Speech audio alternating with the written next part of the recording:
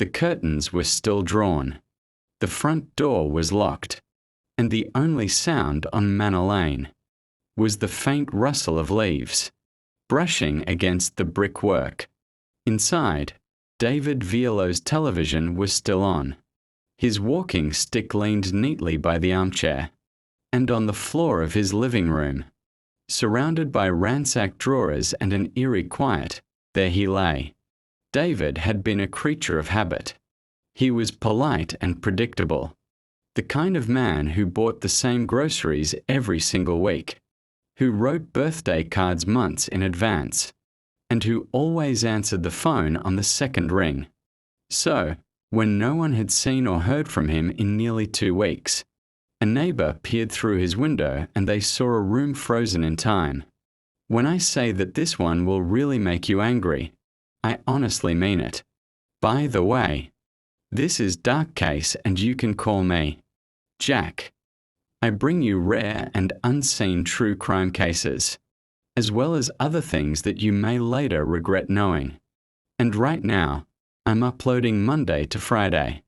So, there's always a new case for you to watch. If all of that sounds like your kind of thing, then make sure you join the Dark Case family now by hitting subscribe and turning all notifications on.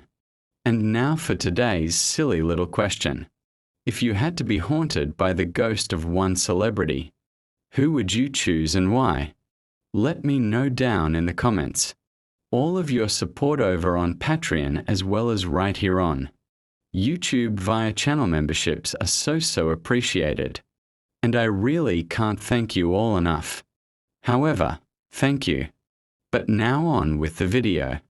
The chair was still upright. A plain wooden frame, no cushions, no padding. But the marks it left behind told a silent story. David Varlow had been tied to it using a length of old telephone cable. It had been looped tightly behind his back. The liaches had left deep bruises around his wrists and ankles, evidence that he'd struggled, but not enough to loosen them. Nearby, police recovered a pair of scissors, a broken kitchen utensil handle, and more of the same telephone cord that had once held him captive. There were no signs of blunt force impacts. There were no external injuries that could explain what ended David's life. But later, according to forensic pathologist Dr. Alexander Kohler, it was the psychological trauma, the stress of being bound helpless and utterly alone that triggered a fatal heart attack.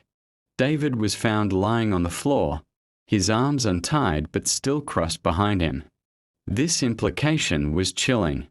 It looked like due to the position of the body, and the rigor mortis that had left his arms, held almost in the same position, meant that his killer must have returned. The room was left ransacked, drawers were still open, belongings still scattered across the floor. David had passed away in silence, and he'd remained there for days, more than a week. Only when his brother grew worried after.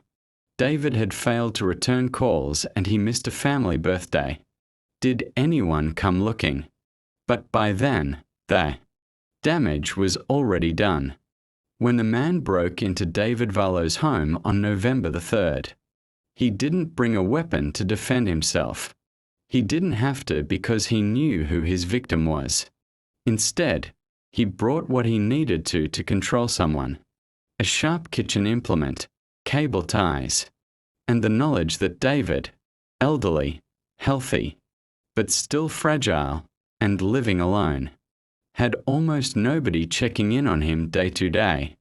And to make all of this worse, the man that broke in had already attempted to break in once before.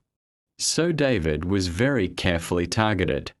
The thing about routine is that they become almost invisible until they cease to happen. David Varlow had gone to Asda the day before he vanished. CCTV captured him slowly navigating the aisles, picking up his regular groceries. This footage was eventually shown during the trial. And for his nieces, Claire and Helen Louise, It was almost too much to bear. He was the kindest, gentlest soul you could ever meet. Claire said he didn't care for expensive things. He just lived a simple life. The camera showed him waiting in line at the checkout. He paid in cash and then he walked back home the same way that he always did. For his family, seeing that footage was both comforting and crushing. It was the last known moment that David Varlow was free. The last time that anybody saw him alive. They remembered how we never forgot a birthday. How we never missed a phone call. How he was a quiet, consistent presence until he wasn't. When his niece didn't receive a birthday card that November, it was the first red flag. But it would still be another week. Before his brother contacted the neighbors and another day. Before police broke down the door.